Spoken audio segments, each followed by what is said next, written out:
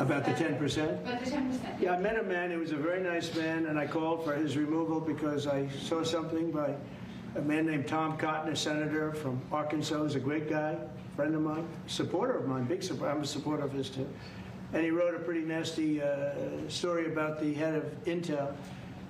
And I said, well, if that's right, he should resign. And he came in, he saw me, we talked for a while. I liked him a lot. I thought he was very good. I thought he was somewhat a victim, but you know, nobody's a total victim, I guess.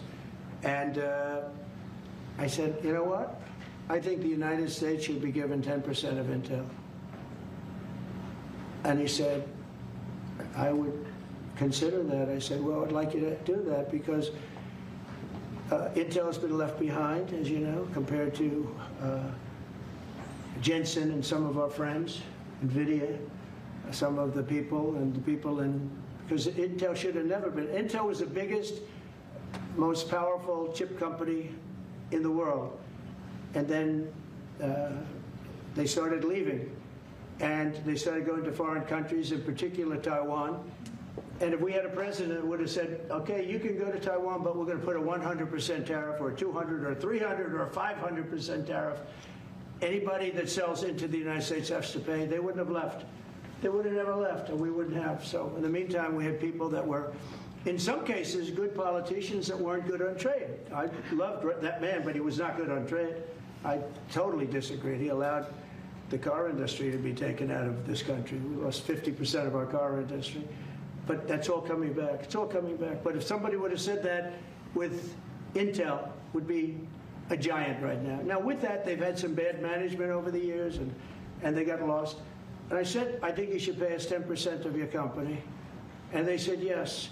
That's about $10 billion. I don't get it. This comes to the United States of America. And I said, I think it would be good having the United States as your partner. He agreed. And they've agreed to do it. And I think it's a great deal for them.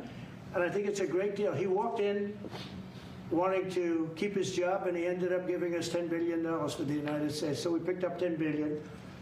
And we do a lot of deals like that. I'll do more of them. If somebody has, like we have restrictive covenants with Jensen. We have, it's NVIDIA.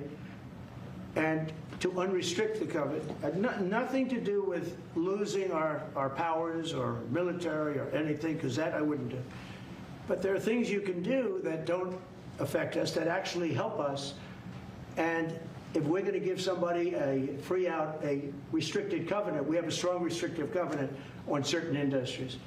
And I will absolutely give somebody a opening on to do a lot of business, which is good for us, as long as it doesn't hurt us in a security or military way. And if I do that, I think the country should be paid, because anybody else, I have it in real estate where I'll have a deal with somebody and I'll have them restrictive covenant. Then they'll come back and they'll say, I'd love to be able to build over here, but I'm not allowed to because you have me covered, you have me restricted. I say, I'll let you build over there, but pay me a lot of money. No different. But the country never did it because the country was run by foolish people.